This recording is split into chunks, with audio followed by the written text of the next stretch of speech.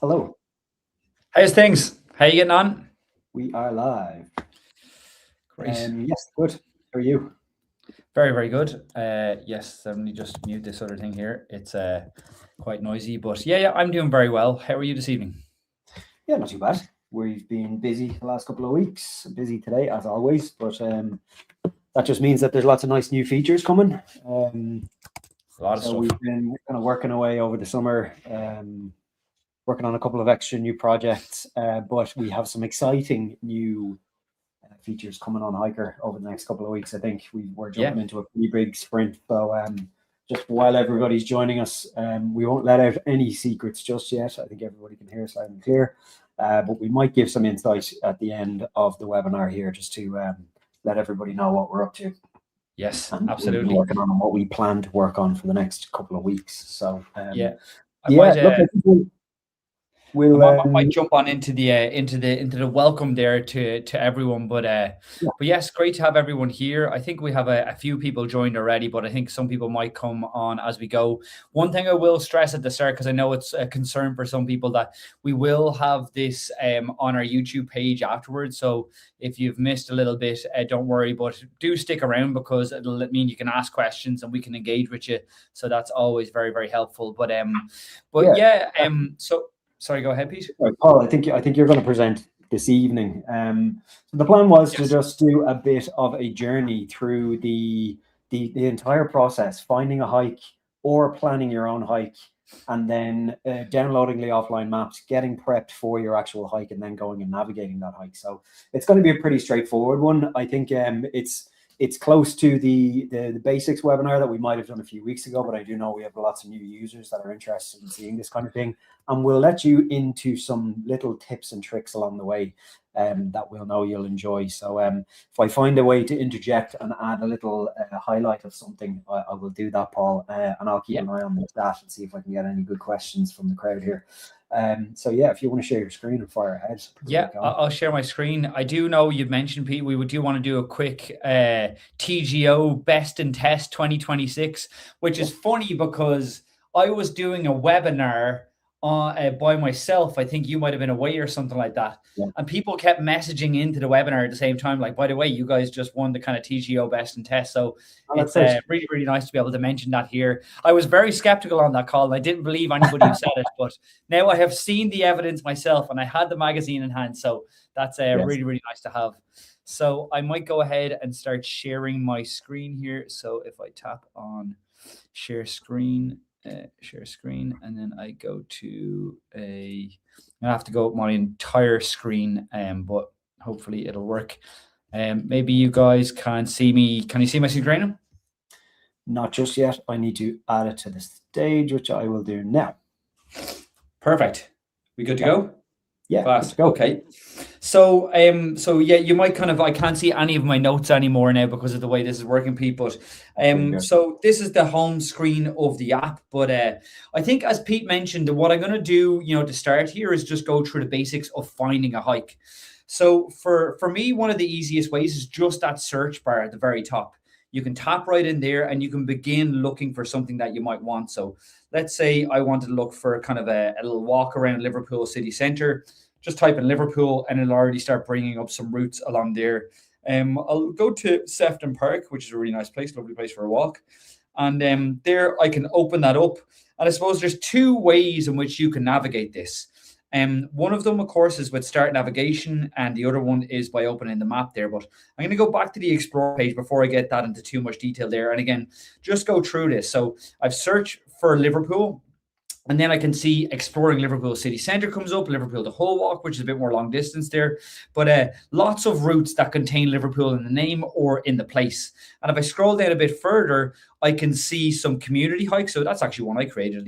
It was a marathon length run that I had planned for myself in Liverpool, all along the waterfront there. So Did you ever yes, do that it? was that I had planned there. And there's some community recordings coming in for some other people. And yeah, lots of kind of items that you can look for there.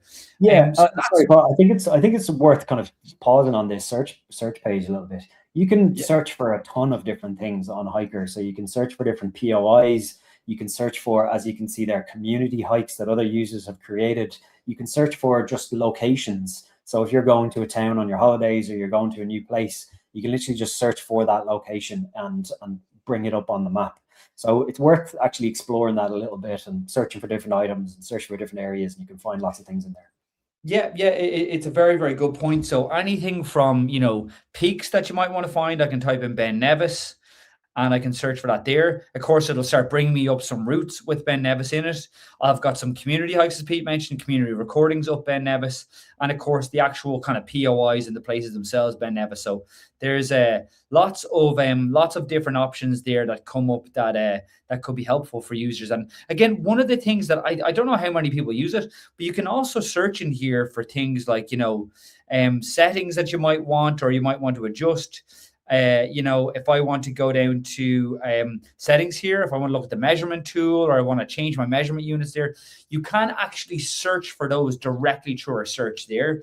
But sticking to the theme of, I suppose, finding a hike, that's again where, I might quite well look for a route that's nearby me. So I'll look for, again, Liverpool here. And let's say I find one that I like there, Liverpool city centre. Well, I can just go ahead. I can see some of the stats right there. Nice short one, 5.2 kilometers. Looks pretty easy. And I can just go ahead and tap right into that. And again, that will bring me directly into the overview page of the Exploring Liverpool City Centre walk that we have on there. But of course, another way to do this is through the actual map itself. So now you can see at the bottom there, we have home, search, map, and record. Well, I'm on the second tab there, which is search. So this is a way of scrolling around the map there and seeing all of the hikes that we have in different places. And remember, as you zoom in further, you'll very often see more and more hikes. So you can see there for a second, it said 4, but as I've zoomed more specifically into that area there, you can actually see there is lots and lots of hikes in that area for you to find. But I'll zoom back in towards Liverpool where I am right now. And again, so it'll go ahead, it'll start finding all of the hikes. It's got some across the way in Birkenhead as well there. But if I scroll up there, I can again start to see some of those results. So again, I'll see, Sefton Park, that's coming in there. And any of the different routes that are coming up along there, I can see them all. There's the one that I found before, Exploring Liverpool City Centre. I think it's worth kind of, sorry, again, just to interrupt you there. And that bottom sheet is quite handy. It might just seem like a list of of the hikes, but they are all of the hikes that are in your viewport there. So Paul, if you scroll away that bottom sheet there and you move around the map to a certain section and you see all of these dots and kind of clusters on the map, you kind of go, okay, there's a lot of activity here. If I swipe up on the bottom sheet, it says 40 hikes there. They're the 40 hikes that are within the viewport that you're looking at. And they're sorted by popularity as well, the number of kind of reviews and ratings and all of the activity that's been done on them though. So if you're just looking for, I'm going to this area, I'm looking for the most popular hike, you flick your map to that area, swipe up on the bottom sheet, and you'll get the top result there. Yeah, absolutely. And of course, here as well on this particular map, you can apply filters in there too. So if you want ones of a certain distance, or let's say you want to exclude any kind of very long ones, you're looking for a day hike, you can, of course, only find looped ones if you want to. You can only find easy ones if you want to, or even if you're looking for ones with particular features or anything like that at all there, I can go ahead and I can tap on that. So I can then tap on see 8 hikes there, and now it's found 8 specific hikes that match my preferences. So it's saying Princess Park Loop. I've walked that myself. And again, I can tap on that. It'll zoom over there to give me a bit of a preview, and I'll pull that up on a different layer there, so it might even be a bit easier to see. But yes, you can see there again, it's a small loop around Princess Park, and yeah, very, very handy to see. And of course, at any point in time now that I've applied a filter, you'll see that little clear button has appeared at the top there. So I can just tap on that clear button, and that will clear those filters and again bring me back to seeing everything. But I will I'm going to tap the map just to clear off that hike. I'm going to again narrow it down to only see kind of ones that are more feasible across a day hike. So now again, I've got these 9 coming up here. I can scroll down through the list, but I'm seem to be committed at this point in time to exploring Liverpool City Centre. So at that point in time, you would have found the hike that you're looking for either by searching for it, either by exploring on the map there, or by using filters. And at this point in time, you might want to go ahead, pick the one that you liked. And then it's as simple, honestly, as going into the page there. And this is where you can see a lot of information that is specific to that walk. So I can go ahead, I can tap on the download button, which I suppose we've highlighted just to ensure, and I suppose to remind people that downloading your maps is very, very important. And it's honestly as simple as tapping into that map there, tap the little down arrow that you'll see on that, and then there you go. You've got your maps downloaded like that. I can tap into there to see that download, Exploring Liverpool City Centre. It's right there. And it's as quick as that. And I have this ready to go, fully available for offline. And maybe I'm at home at this point. I could tap on directions to go over and see that. Or there's lots of other options in there that I might want to see. I'll do a quick 3D flyover just to give all of ourselves a bit of a preview of what this looks like. And yeah, this is kind of give you a rough idea on the OS map, of course, of what that hike might look like when you're out doing it. So it's a cool way to give you an idea, particularly in relation to the elevation gain that you might see during that, since it's a relatively flat hike, only about 17 meters of elevation, or what's that, about 60 feet or so. So relatively flat hike, but an easy one to explore. So once I'm there and I've made that decision that I do actually want to follow that one, the easiest way to really go about it is just by tapping on the Start Navigation button. And so that will bring you direct to the page there and allow you to start exploring that. And then I can go ahead, I can tap on Start Navigation, and it'll immediately start, allowing me to track that hike and to bring it along there. So again, that's just a quick way. I'll escape out of that, but that's just a quick way of getting into that and then following that hike along there with your Start Navigation button. But of course, if you just want to look at the map, then you can just tap on this button right here across the map picture, or even just tap on the map itself there. But that will bring you directly to the map itself there. And then it's as simple as just following that around the map and seeing where your location is, and then following the lines as you go. And it's as simple as that and as quick as that. So into your Explore page or into your search bar, find what you're looking for, tap into it, open the map, and you're ready to go. And you can tap the location button that's there in the bottom left-hand corner if you want to see your current location, and then you can tap it again if you want to have it kind of guide with you as you're walking along the route. So yes, Pete, is there anything else I should add in there? Well, I think maybe we might just take a step back into the overview page, because it does contain a lot of information, and this is kind of still in the preparation stage. So when you've kind of decided, okay, this is the hike that I want to walk. Oh, sorry, Paul, you've... Oh, no, yeah, I know. I was sorry. I was just making a quick change there. Go ahead. Yeah, no worries. So, yes, the overview page, it contains all the information that you'll need to kind of plan out your route and know where you're going. That navigation, the Start Navigation button, it's important to kind of differentiate that between the map thumbnail that you see there. So Start Navigation will open you up onto the hike map and will allow you to then start a recording. But if you just want to see the route on the map, you don't want to record your hike, you just want to be there, you just want to have a look or preview it, or just hike it without a recording, tap on that map thumbnail that's sitting in the bottom. And it's a lot of the way that I hike. I sometimes I record my hike, sometimes I don't, but it's often the way I do it. So it's always good. Just updating the app as I'm going here. Yeah, always. We'll let it load in. There you go. Yeah, okay, sorry, I'm just going to make a quick configuration change here. Sorry, yes, Pete, you were saying? So yeah, exactly. So if you scroll down the page there even further, you can see some more details. So you've got obviously your distance, your duration, your elevation gain. You've got some tags there to say if it's for a particular activity or a feature, or if it's dog friendly, or if it's anything like that. And then you've obviously got your reviews and comments. So Paul, there's your review actually from last year when you probably... I'm the kind of person that likes to like his own reviews. So anybody tell me otherwise. But yeah, it's another way to kind of give back to the hiker community as well. If you've hiked any trails in the last while, go in, leave a comment, leave some photos and some feedback on how you found the trail, and be honest. We don't like to see trails that are 5-star, 5-star, 5-star. We want to see them that are a little bit murky. This got tricky in difficult weather. I'm calling it a 3-star. There was lots of road walking. It was lots of this. So that's what we want to see. We want to see honest and open opinions. Someone said, Bookbag here said, when you say Start Navigation allows you to record it, do you mean record a custom route?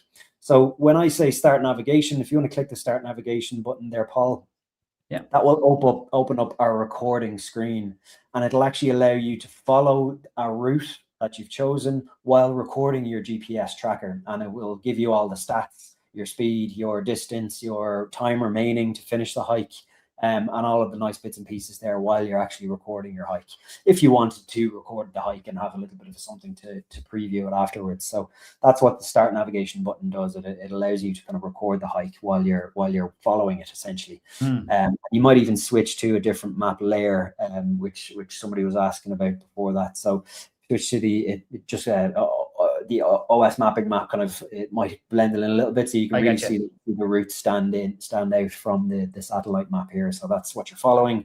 You press the start recording button, and you can kind of get going there. So yeah, I mean, yeah, look, the recording experience is much like the other basic navigation experience. It has all of the features that you'll want. There was somebody asking how you change maps or how you get the maps up. So if you go back into full screen mode there, and there's always a maps button on all of our map pages, which reveals our map bottom sheet, which we call a bottom sheet, and it has all of the different mapping options there. We have a standard map, which is a basic kind of OSM based layer, has little bits of detail highlighted, very clear, very, very easy to follow, very simple. And then you get into the more kind of interesting stuff, I'd call it, or more detailed stuff, maybe is a fairer word for it. So the satellite maps are photographic maps taken from satellites, and they're really nice and clear and detailed. You can see buildings, you can see parks, you can see tree cover, you can see all of that kind of stuff. So really nice quality there. We're spending a lot of time in the city, but they're quite handy when you're out and about, even in the wilderness, for different kind of tree covers and that kind of thing, and valleys and peaks and all that kind of stuff. The parks map is, again, a kind of a simple map that does feature some of our highlighted national park areas, which you can use to search around. And in places like the United States, it has actual some of the official national park maps, which are kind of nice to view. And if you're going that far afield, you will some of them are great to kind of look through and see some of the POIs marked on the map. Below that, then, we have our Pro Plus map collections. So with a HiiKER subscription, you'll get a collection of different mapping providers from all around the world. So we're kind of focusing in on the UK here. The hiking map is a collection, a jigsaw of independent mapping cartographers from around the world. Here we're looking at Harvey Maps, one of my favorite maps in the world. An independent mapping company from Doon in Scotland. They just make really nice, clear, detailed maps. They only have partial coverage in the UK, so that's actually a question that has popped up a couple of times, Paul. So if you zoom right back out in the Hiking Plus layer, you'll see all of these yellow shapes on the map, and they are actually our coverage areas. A lot of people kind of have joined up to HiiKER Pro Plus recently, and they've gone, oh, I'm on the Hiking Plus map, and it's kind of it's falling back to the basic map, and this is just how it's kind of put together. So as much as I would like Harvey Maps in the UK to have full national coverage, they only have coverage of certain national park areas. And to jump in there as well, I think what it enables us to do is to include, providers like Harvey that don't have worldwide coverage. Because again, anybody who's used Harvey Maps, particularly up in Scotland or in the Lake District, you'll know the quality and you'll know the accuracy of the information there. And honestly, just even follow those guys on social media. You'll see the work and the effort that they put into their maps there. Yeah. So, I think we very much built this system around providers like those, that we can make sure that they are included, despite the fact that they might not have end-to-end worldwide coverage, which of course for a small team would be relatively pointless, but this allows us to curate similar providers to Harvey all around the world. So if you're ever traveling across to Ireland, you can of course have the fantastic east-west maps there. Again, really, really highly detailed maps. Or if you're going further afield, if you're going out to, Germany, Scotland, or Austria or Italy, then, again, you can see some of our fantastic map providers there. And the same thing if you're traveling over to the United States. Of course, we have Purple Lizard Maps over there who have fantastic details. So again, we build these maps so it's nice and simple for you to use. You enable the Hiking Plus layer, you're going to get really good quality independent cartographers. If you enable the national layer, well, you're going to get really, really good quality national maps from a national provider or a government map. Well, just before we leave Harvey maps. So somebody had a question. They said, if you have Harvey maps for national parks, why don't you have the Harvey map for the Hadrian's Wall path? That's actually an interesting one. So the Hadrian's Wall path is actually one of their trail maps. And we have been kind of discussing the potential for bringing their trail maps to the app, but we have these trails on HiiKER. We use them, we build them, we curate them, we keep them updated, and we kind of monitor them as they go. We take on feedback, we do that. So there is a little bit of a disparity there in terms of a print map having a route built into an actual page versus us who have a digital kind of version of the trail. We can update it when we want, we can do anything we want, and we can kind of keep it live. But we have been thinking about some opportunities to kind of bring those digital maps, those trail maps into HiiKER as well.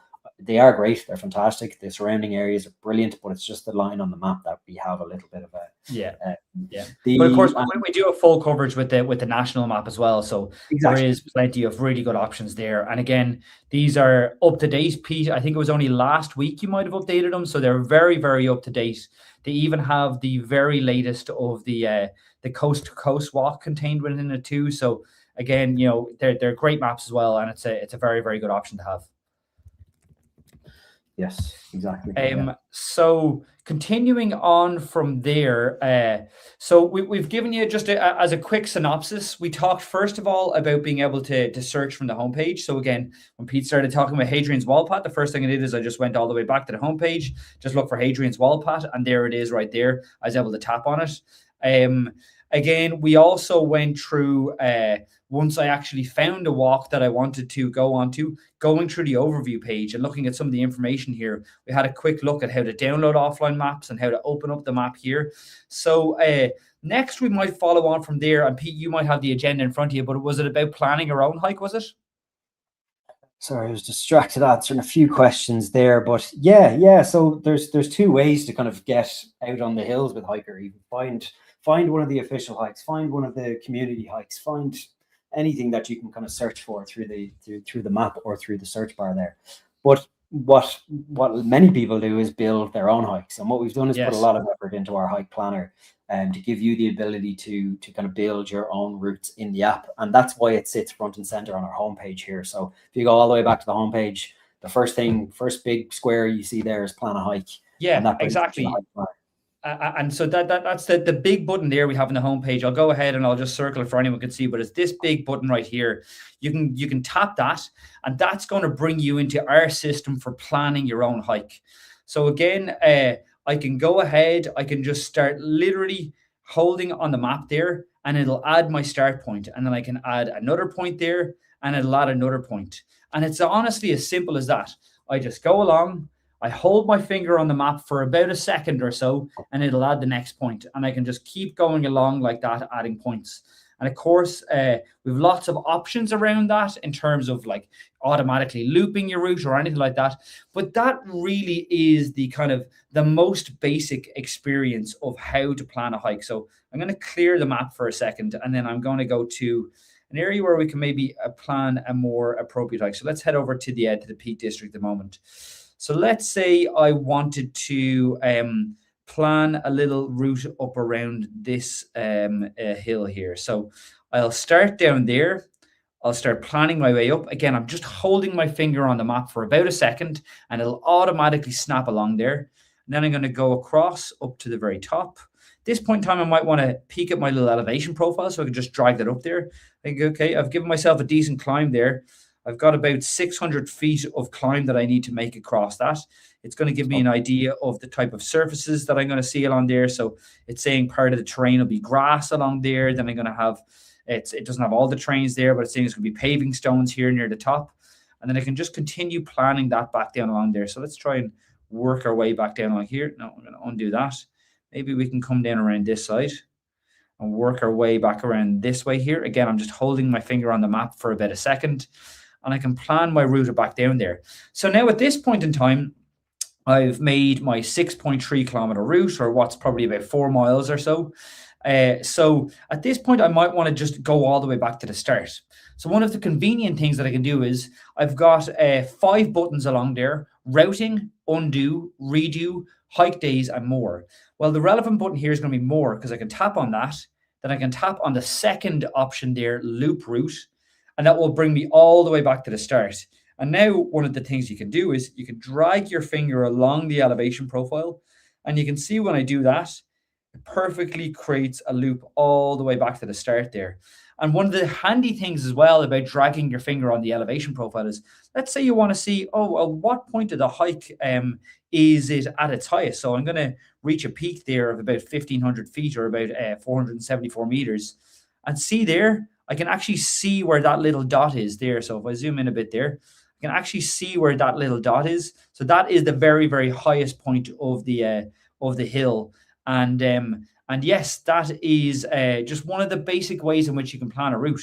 So from there, I might want to make further adjustments, or let's say I wanted to change this and go, no, I prefer if that kind of came out around here. I want to make this a little bit longer. I can just grab one of those points, let it go, and drag it all the way down there. Here, for some reason, I might just want to go on the road for a little bit, so I can just grab that control point again just by holding my finger on it just for a second. It will loosen, if you will, and then I can drag it wherever I want. So I'm going to drag it down to here and let it go. And again, I've extended my route there. So now we're out to about 6 miles or so, or about 10.7 kilometers. And then, you know what? I'm not really mad about that. That's just kind of brought me down the road there. I'm going to tap on the second option down along there. So we've got routing and then undo. So I'll tap undo and it'll immediately undo that. And then I'll go, you know what? The legs aren't quite feeling it today either. I'm going to undo that other change as well. So I can undo that. And of course, what appears then? The redo button. So if I want to redo those changes, I can do. But I'm going to keep it nice and short. We're going to get back down to about, about 5 miles or so. So, yeah, that's the basics of my route. And then it's honestly as simple as tapping save. It'll start creating my hike, doing all the processing, Peak District National Park on August 27th. I'm going to tap the little quick save button there. So I've got in the yellow underline there, I've got no time, quick save. I've got a skip button, of course, at the bottom. I've got a next, but I'm going to go with the quick save, which is just go ahead and save it straight away. I might want to make that public or private, or I might think this is a brilliant hike and I really want to submit it into the HiiKER team. So by toggling on that switch, our head of trail production and their team will literally review that generally within 24 hours, and they will assess it for inclusion in our public database of hikes. But in this situation, it's just something I've banged together very quickly. I'm not too confident in it. And you know what? I kind of want to keep it private to myself. I'll tap on private and I'll just hit save from there. And that will go ahead, send it off into our back-end system, start processing, start crunching all the numbers, and it'll even offer me to create a shareable video. Maybe I want to see if I have a friend who might want to join me. So one of the nice things I might want to do is create a video of that, which you can just tap create video right there and share it with them. But I'm not going to do that now. So it'll go ahead, it'll keep processing in the background, and it'll start getting ready. And then once it's ready, you'll see it right there, and I can tap right into my new Peak District National Park. And then, you know, one of the things that we strove really hard for within HiiKER is this is just the same thing as you've seen before. Remember, we were looking at exploring Liverpool city centre, or we looked at Hadrian's Wall path as well for a while there. Well, this is honestly no different than that. You've got your download button right there. I can go ahead and download it. If I want to do a little 3D preview of that, I can go ahead and do that right there.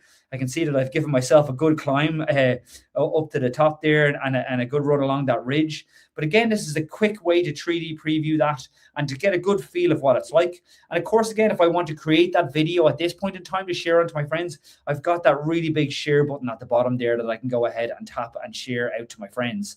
And just like we did before there, we just tap on the start navigation button. It'll bring me directly to the hike, and I can just tap start recording there, and that will record my GPS track all the way along that route, so that whenever you want to review it afterwards or see it again or just remember that hike, you've got a full end-to-end GPS recording of that. But of course, as well, if you're just the kind of person who wants to follow along the map, or you don't want to have your GPS recording of it, well, just tap on the big map picture that we have there, and that will bring you directly to it. So, yeah, that's just kind of a very, very quick overview of planning a hike. Sorry, Pete. Yeah, that was kind of the speed run through it. But it was the kind of the very basics.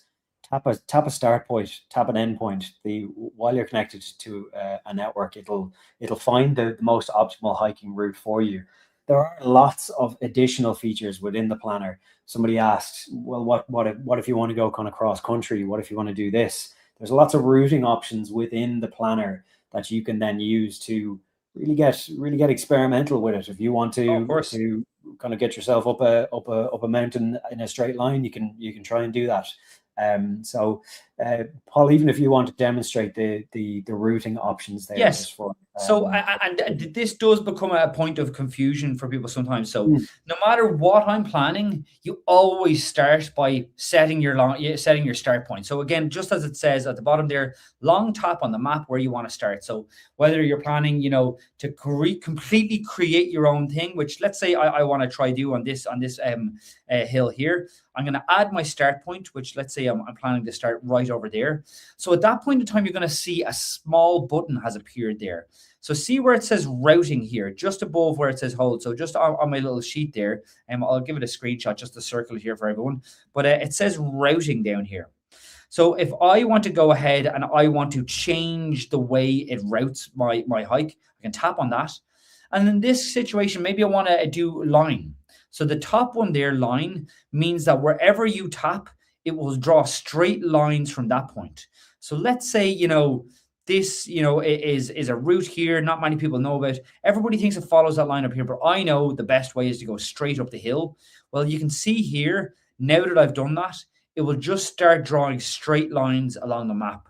And wherever I want to go or however I want to get there, I can just draw straight lines all the way along there. It's still going to perfectly draw your elevation profile along here. So I can still see that when I drag my finger along there, all of the points of the elevation. But yes, now it'll allow me to just draw straight lines, and you're no longer stuck on the HiiKER routing system.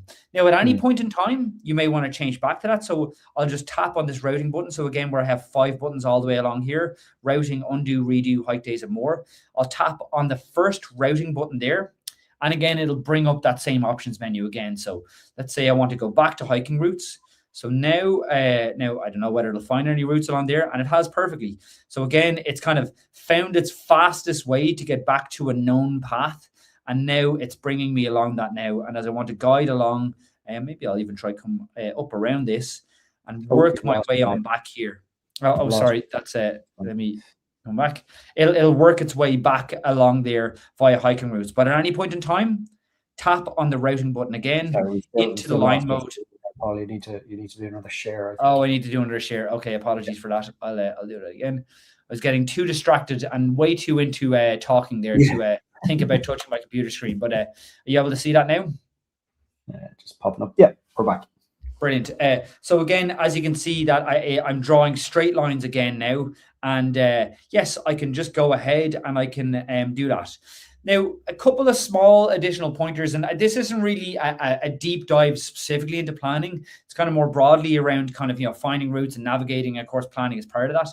But just to give you another quick one as well, one of the pieces of feedback we get is, about adjusting a route. So let's say I've planned this route here, and I'm going to finish this out by kind of looping all the way back around to here. Maybe I'll finish off by tapping that loop route button. Okay, that's brought me all the way around there. So again, as I already mentioned, you may at any point in time want to adjust a route, but let's say there's no control point. Again, the control points are these, the little circle there with a red outer line and a white inner line there. Let's say there's just no control point. And I'm kind of thinking, no, I really want this route where it has the 6 kilometer marker just below the fords there. I really want that to come down here. So what I can do is I can hold my finger on the line, and you're going to see 2 options appear. So add to route, that is, I want to make this the new end of my route, or insert intermediate control point. And that's exactly what I'm going to do. And that's going to add a new little control dot for me. So now I can grab that by just holding my finger on it. I can drag it down here. And of course, I'm in line mode. So it's going to just draw a straight line to wherever I bring it. But I can, of course, tap on the routing button down here again. I can change back to hiking routes. And now when I drag that, it's going to snap to the nearest route it can possibly find. And that's how it'll do it. So again, nice, easy, simple way of just making an adjustment to your route and ensuring you can get it exactly as you want. Again, after that, I'll go ahead and tap save. I'll do it quick again, make it private, and go ahead and save that. So yeah, that's again, if you want to make something much more custom for yourself with straight lines. Back to yourself, Pete. Sorry, just responding to a couple of questions here. Yes, so Gary was asking, you can only plot in straight lines while offline. That is correct. The snapping tool does need a call to a server in order to kind of snap to the most optimal route. We are looking at ways to get by that, which could be kind of included in the download functionality, that it actually downloads some of that routing technology, that routing API into the download that you've created. So we're definitely looking at solutions for that. But if you're in a pinch, if you haven't planned a route and you really need to plan a route while you're completely offline or without signal, you can use that single line plotter to kind of get you through and get you where you need to go. But also in that case, once you've downloaded your offline maps, if you've got the likes of Harvey Maps, if you've got the likes of OS Maps, a lot of them have all of the routes that you probably need if you're stuck in a certain pinch or you need to get off the mountain as quick as possible. You can kind of use all of the routes that are kind of currently on the map. So that's the line in itself. But yes, so that's just one of the questions that kind of popped up. So yes, a couple of other questions that people had. So how do you track elevation on the map and then on the hike? So on every kind of planned route, on every hike overview map, on every map, you will see an elevation profile. So as you're plotting the map, you will be able to swipe up on the bottom sheet, and then so if you kind of start recording there, you can tap on the little elevation profile button there, and it'll then show you the elevation profile for the hike. It'll also, while you're recording, show you the elevation for your recording progress. Obviously, Paul's not hiking at the moment, so he's not getting any progress there, so you won't see a graph. But in the planned elevation there, you can see the actual hike itself and how the elevation undulates. You can drag across that with your finger, and if you even zoom out of the map there, Paul, you'll be able to see wherever that route is. You will be able to see the position on the map as you kind of scroll across the elevation, which again is something that people might not know about. It's a little bit of a hidden feature, but play with the elevation profile, drag your finger along it. You can see lots of little tidbits of information there, particularly with some of our planned hikes where you get surface data. You can see if it's a gravel trail, you can see if it's mucky, you can see if it's a pavement or road, and it gives you a lot of information there. So yeah, so and again, as Pete said, there's two elevation profiles there. So I've got my planned elevation, which is the route I have planned, of course, and recording elevation. And if you're just kind of free recording a route and you're not particularly following one, then you only have one elevation profile, of course.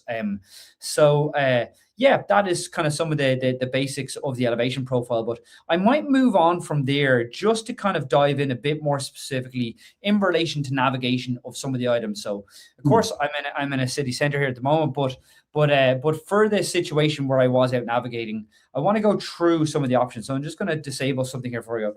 So again, the start point here is I'm going to start with the location button. And again, for some people, this really could be the basics, but this button down here that I'm after highlighting, that is our location button. So you tap it once, and now it will stick to your location while it's in that. And you know it's sticking to your location because as you can see there, it now has a little dot. So if I move away, the dot disappears. But when I tap on that again there, it's now locked to my location. Well, if you have that little dot there and you're locked to your location, you can tap that again. And now you move into what's like a compass mode. So now you guys can't see me, but as I twist and turn my phone, the phone actually kind of, the map turns with you. So again, it's a very, very convenient way. Sometimes, yourself, you're kind of approaching a junction. And if you have the map pointed north, you're kind of thinking, okay, wait a second, I'm standing here, that way's north, which way do we go?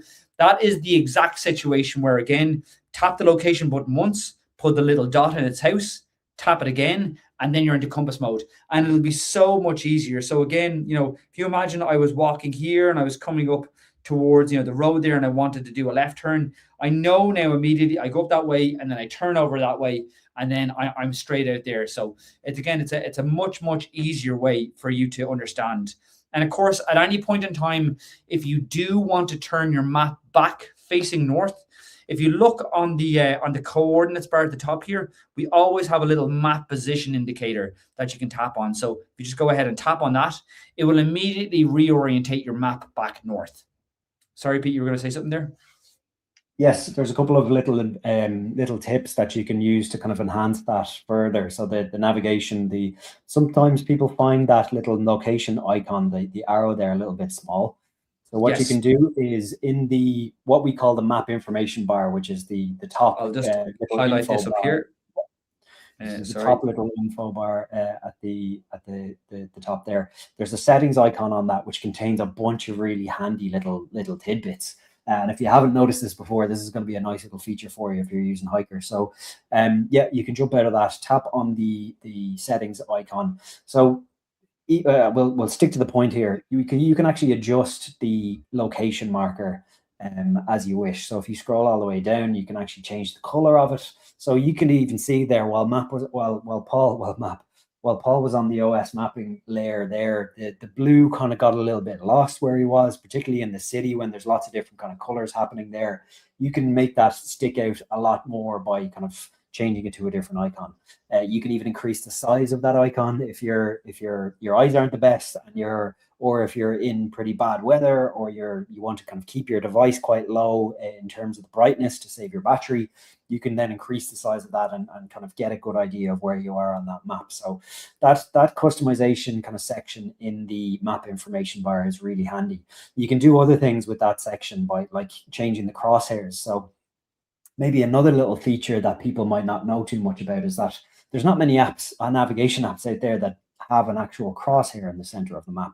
And we use that a lot to kind of identify locations, to identify coordinates, to add waypoints, to add a bunch of different things. So you can actually customize that as well. And you can see then as you're moving that crosshairs, the map information at the top is changing. So your coordinates are changing. That's the distance, that's the elevation then that's changing in the second part. You've got then kind of all of the different kind of facts and features that you can swap out of those customizable slots. Distance from me, distant bearing from me based on northings, and there's a bunch of different kind of nice little settings. Yeah, again, just to go through some of the basics in there. So again, the first one, I have my grid reference there. The second one is elevation at that crosshairs. And the last one, again, it can be something really, really convenient. That is distance from my location. So you can see here, it says 14 meters there.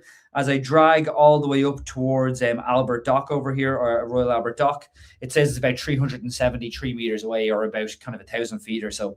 So again, a really, really convenient feature for you to just be able to quickly understand, because so often, you don't want to spend a long time looking at your map there. You want to just go roughly how far away from that. So you just scroll all the way up there, hold that at the point, and it'll update continuously as you're walking. So you know that you're about kind of 800 or 900 feet away there from that. So yeah. It's a quick. There's kind of a ton of different ways you can figure out short distances. Even another one that's maybe missed sometimes is just to the right of the close button, the X button there is a kind of a dynamic scale that changes as you zoom in and zoom out. So if you zoom in really close, you'll see that it's kind of hard to see on the kind of slightly blurry screen here, but it's nice and crisp when you're looking at it on your phone. But as you zoom in, you'll see the numbers change, and you can really start to kind of identify really quickly as you're zooming in and out the differentiations of a 50-meter mark, a 25-meter mark, or a 75-meter mark, and even bigger to the kilometer level as you scroll out and zoom out. And then you can even kind of orientate your map to line up with the scale bar, and it just becomes another additional kind of quick access tool that we have that you can use to kind of see how far you can get. And particularly if you know how far you can walk in the kilometers, if you're a 4 kilometer per hour guy or a 5 kilometer per hour person, you can really quickly judge where you're going to be and where you can get to. So yeah, so there's a couple of questions in there. Anybody else? Yeah, so in Paul's example there, so Douglas just asked, what distance does slot 3 show from where to where? So again, just if you go back to the main map there, Paul, that's actually the distance from Paul's current location. So Paul's current location. Sorry, just change this. Just to make sure that that's I'll change over to the satellite layer. Yep. So Paul's current location is the big blue arrow, and as he kind of moves away from that, it's showing the distance from the crosshair from his location. So again, just quick access to measurements. But the nicest thing is in that settings on the top section, you can customize all of those slots and you can put in whatever you want.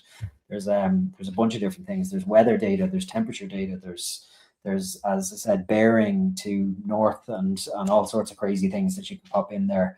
The bearing to map center and distances, horizontal accuracy, which is an interesting one based on how accurate your GPS data is going to be, and there's a bunch of things to play in with. And that again, what we try to always explain in these calls is that get into the app, break it, Yeah, try a load of different settings, bash a load of buttons. There's always a big reset to default down the very bottom exactly. list. Scroll out to the bottom. Yeah. Yeah, you get yourself in a weird situation where you've got a funny crosshair and a weird location marker, and you don't know what any of those figures mean.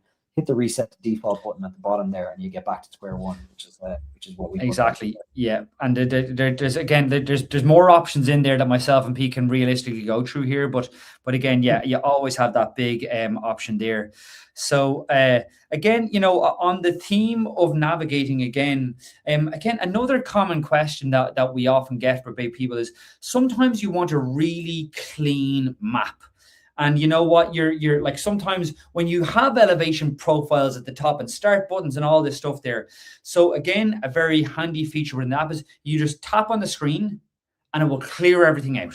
And that's kind of, again, sometimes, if you're navigating up in a mountain there and you might be getting a little bit kind of overwhelmed or confused around that can be a really good time to just tap on the map once. It'll remove all the buttons, give you a really, really clean, clear map. And again, just help you to kind of capture your bearings and understand where you are there. It'll show your little location dot there, but that's a really convenient and handy. And we have like been listening to you guys so much. We get so much feedback. And one of the items that people have asked for as well is the ability to lock the map, because again, we're always trying to think about the conditions in which people are using the app itself there. So we have this disabled screen touch. So if I go ahead and I add that, now it doesn't matter how much I touch the phone screen, it will just go ahead and keep the map locked to that position there. And if I ever want to unlock it again, I just tap on the little lock button and now I can move the map again. So again, sometimes when you really want to just kind of have the map there, you want to have it locked, you don't want to have it moving around, I can just go ahead, toggle on that switch, and now I've got a fixed map in a fixed position. I've got it clean. I can see what I'm looking for. And it can just really help to remove the distractions and let you to bring your focus back to what you're looking to do. Any other questions you want me to jump into, Pete, there, or can I move on to another feature? No, I'm pretty happy for you to move on to another feature. Okay, yeah.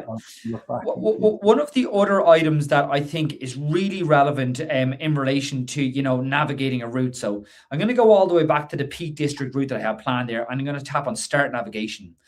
So one of the most common things that you're going to want to do along a hike is going to be to understand. I actually might change back to the one that I first created, just to think it'll be a better example there. Is going to be all about, understanding how far something is away. Now, it's all well and good with your distance marker there, and you might be on the trail and it might say 1 kilometer, but sometimes routes are more intricate. Like, for example, here it starts here and it goes around here. So even if you did know how far from here to here it was there, it doesn't really reflect how far you might actually walk. Well, the solution to that is by tapping on options, and that's where you can use our measurement tool all the way down the bottom there. So if I tap on the measurement tool, I can tap on one point of the route, I can tap on another point of the route, and now I've got all the information along there. It says it's going to take me about 53 minutes to cover that. It's about 2.2 kilometers, and it's about 271 meters of elevation gain. So if you're wondering where the 53-minute estimate has come from, if you can go all the way back out to settings from the homepage there, and we do have the ability to adjust your hike time to something that is more appropriate for yourself. But for me and the way I have it set up, it's saying that it should take me roughly about 53 minutes in order to hike that.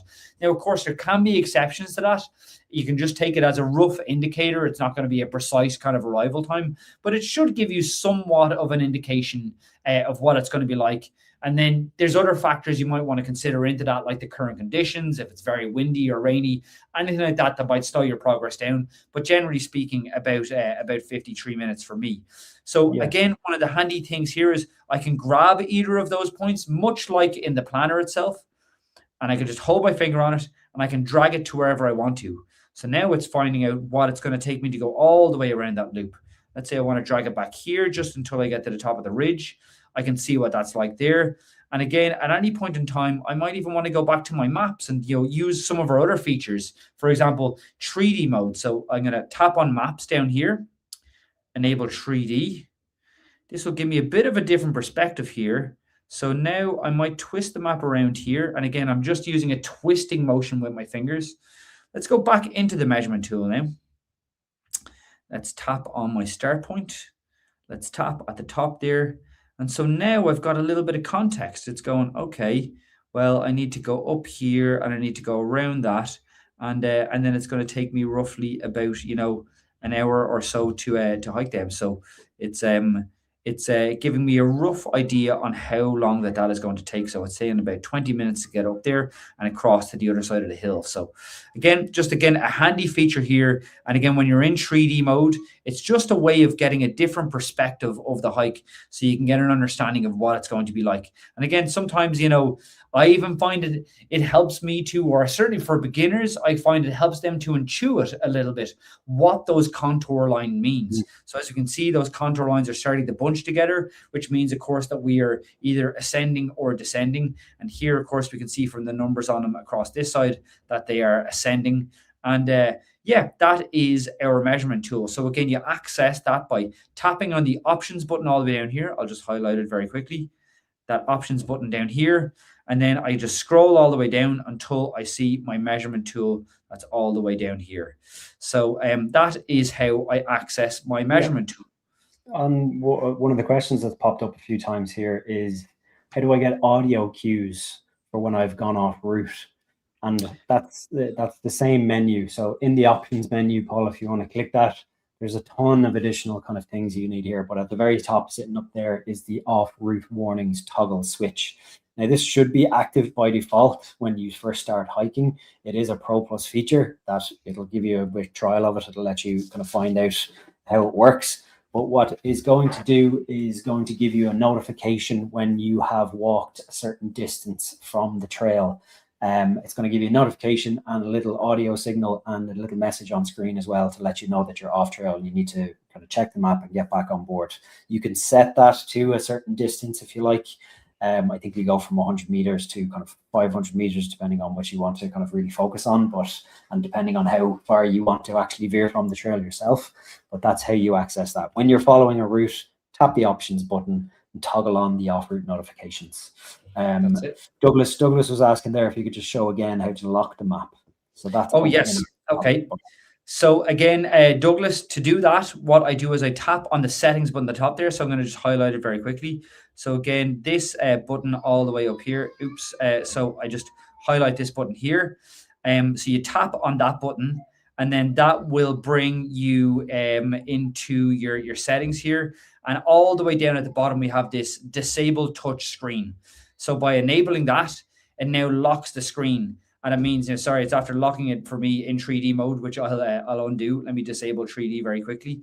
But I can again go back into my settings there, all the way down at the bottom. I can disable screen touch. And again, it'll keep that map position locked. So now again, I'm touching the screen there. You can't see me, sorry. I'm touching the screen here, but it's not moving the map at all there. And as soon as I want to unlock it, just tap on your little lock button there. And now you can start moving the map again, and you have the freedom to look around where you are. So again, it can be a really, really handy, convenient feature there. Sometimes, even for example, if you're trying to measure out the squares, of course, that you have on OS Maps there, well, then you might want to put your compass up against the screen. And that's exactly, because of course you have a little measuring distance there along your compass.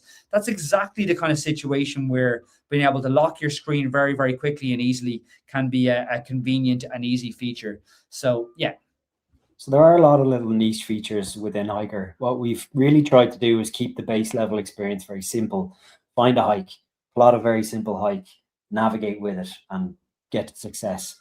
But within all these little options and pop-ups and little secret menus, not secret, but they're in there if you want them.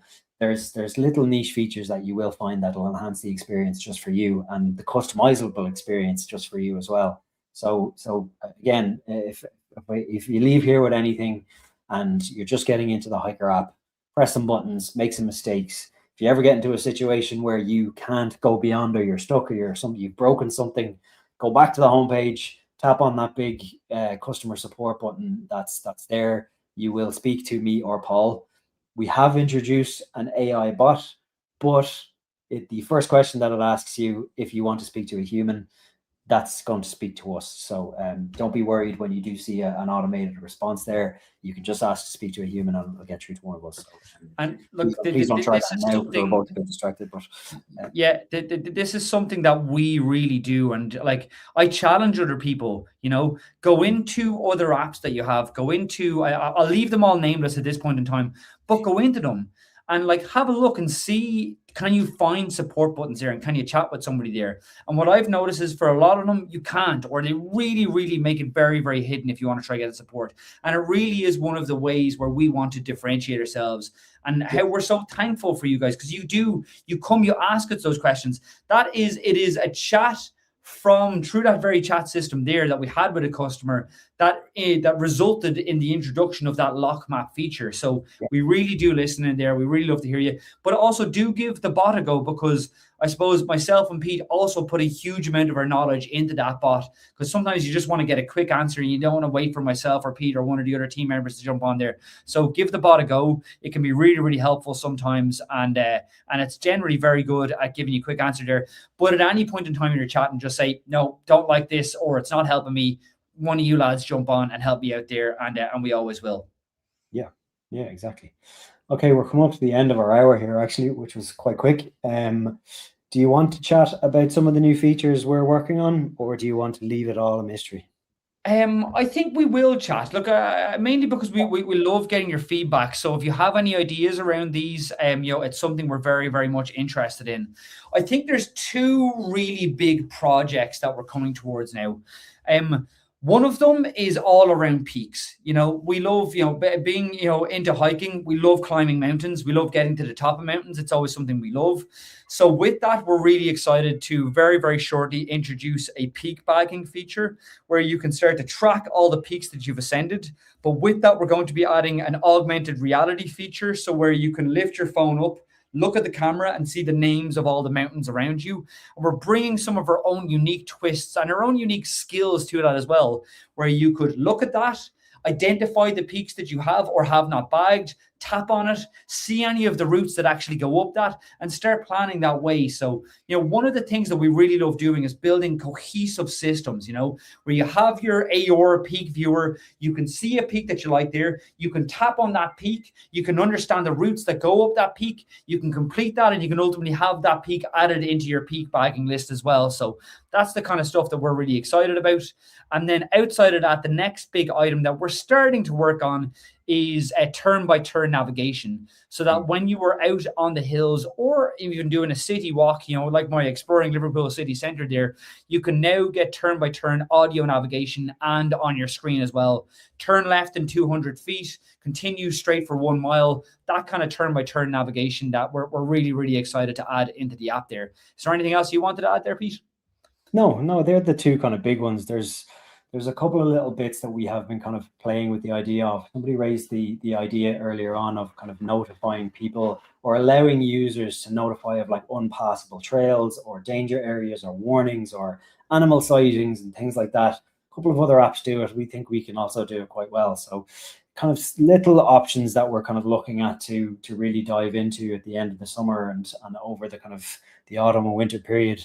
Not that it would really take us that long to do it. We do work quite fast with our super quick engineering team, but we're working on the peaks feature at the moment, just so it gives you an even better sense of discovery and hopefully a sense of kind of inspiration and a bit of fun as well. It's a pretty nice way to kind of inspire yourself to kind of get up a couple of local hills and bag a couple of your local peaks, and that's what I'm looking forward to it anyway. So yes, some of those other opportunities. I think that there's another question in there. When you share a waypoint with a fellow hiker which contains pictures, yes, they should be able to see the pictures. The one thing I would say to people, and I do think it's built into the share feature, that is obviously just make sure your waypoints are synced. We have seen recently where people were trying to share something and the waypoints weren't synced yet. Obviously, waypoints are kind of a offline first feature that we have. So we have seen that though, where share a waypoint. But yes, once you share that with them, then yes, they'll be able to see the picture there. And news on Sunto. So I did complete the Sunto feature and we have submitted it, but they're very, very slow at approving our production build from that. I think it might have been over a month ago. So I will follow back up Adventure 337 there. I'll follow back up with them and find out what's going on with that. But simply because of the app, really do appreciate that. In fact, a beautiful segue where we really want to encourage you guys, if you do please at all have a second, to go to the App Store or the Play Store and to leave a review. It honestly makes a massive difference for anybody who's attended several of these. They know how much we push this, but it really makes a huge difference for us. So if you have a second at all, please do go to the App Store or to the Play Store and leave a review for ourselves. We are immensely grateful for it, and it makes such a huge difference for us.